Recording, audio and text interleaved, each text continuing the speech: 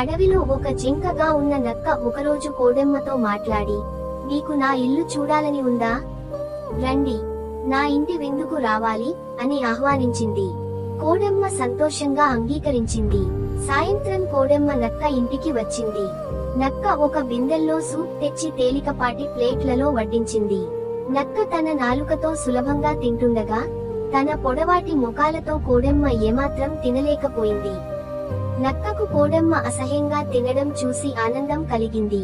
కోడెమ్మ ఎక్కడా పేచీ లేకుండా, ధన్యవాదాలు నక్కా అని వెళ్లిపోయింది. కొద్ది రోజుల తర్వాత కోడెమ్మ నక్కను తన ఇంటికి భోజనానికి పిలిచింది. ఈసారి కోడెమ్మ పొడవాటి బంగారు బాటిళ్లలో భోజనం వడ్డించింది.